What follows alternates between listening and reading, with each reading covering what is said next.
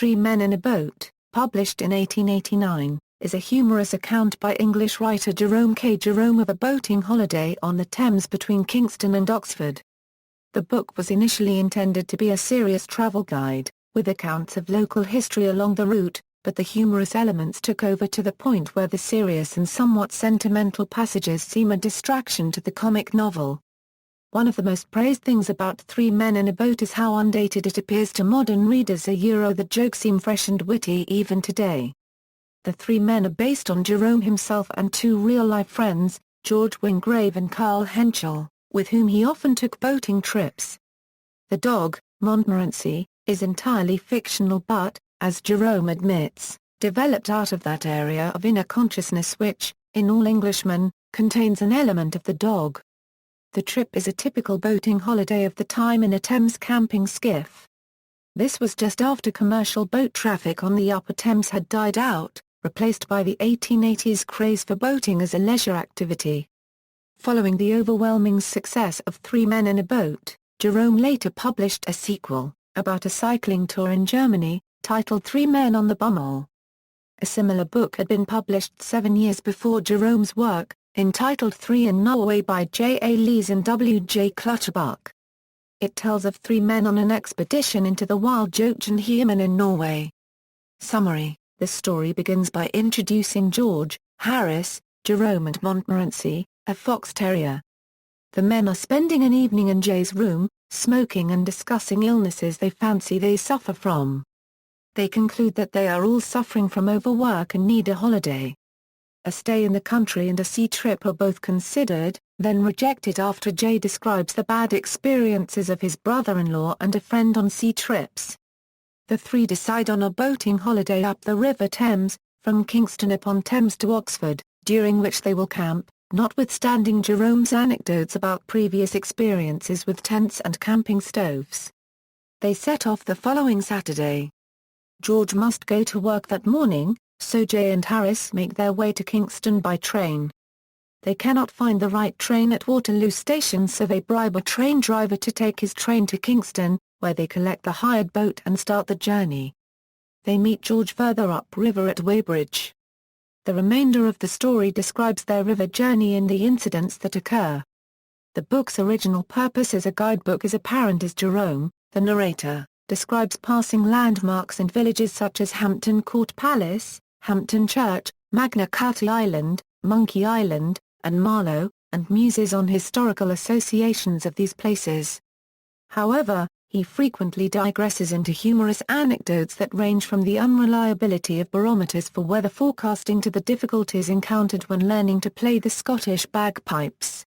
The most frequent topics of Jay's anecdotes are river pastimes such as fishing and boating and the difficulties they present to the inexperienced and unwary and to the three men on previous boating trips. The book includes classic comedy set pieces, such as the story of two drunken men who slide into the same bed in the dark, the plaster of Paris trout in Chapter 17 and the Irish stew in Chapter 14, made by mixing most of the leftovers in the party's food hamper. I forget the other ingredients, but I know nothing was wasted.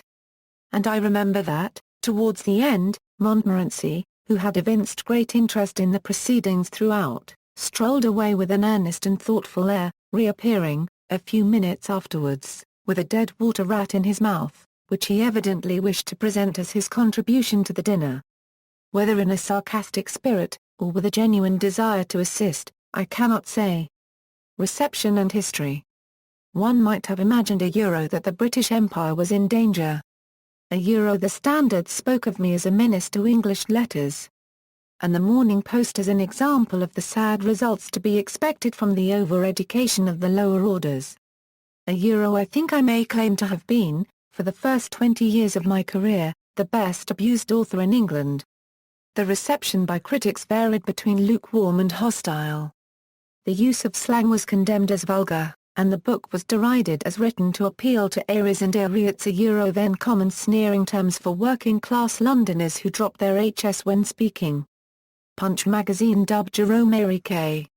airy. Modern commentators have praised the humor, but criticized the book's unevenness, as the humorous sections are interspersed with more serious passages written in a sentimental, sometimes purple, style. Yet the book sold in huge numbers.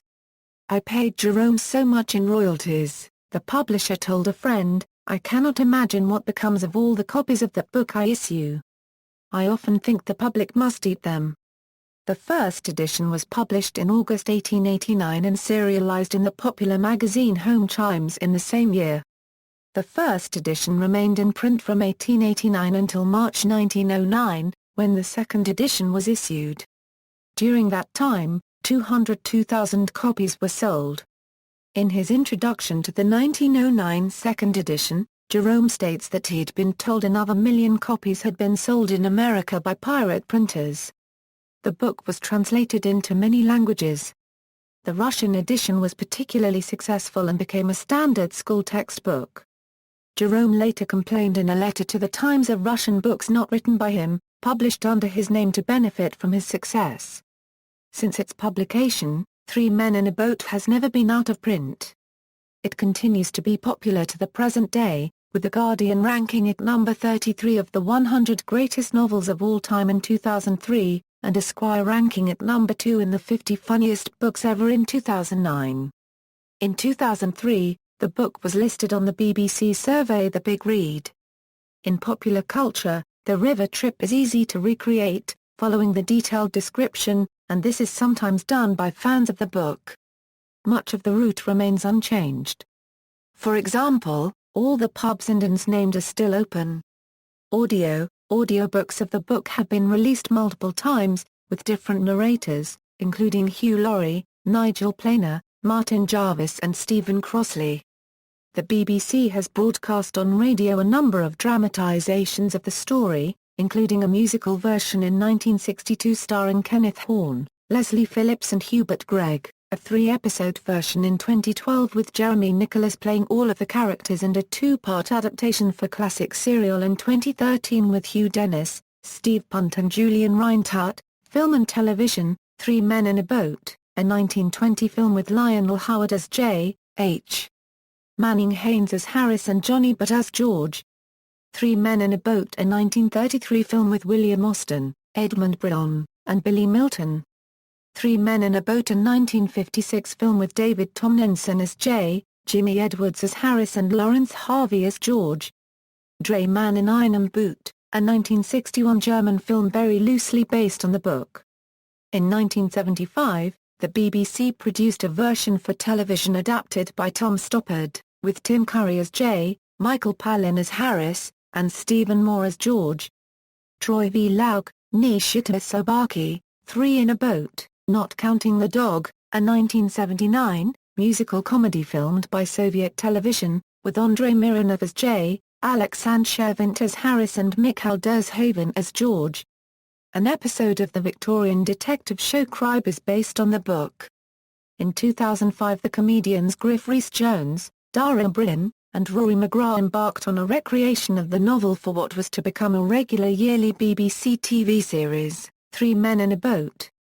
After their first expedition along the Thames from Kingston upon Thames to Oxford, recreating the original novel, the trio embarked on a trip from London to the Isle of Wight in Jones's yacht, where they would race her against her sister yacht. The following year, three men in more than one boat saw the three borrowing, stealing and hitchhiking on numerous vessels to make their way from Plymouth to the Isles of Scilly.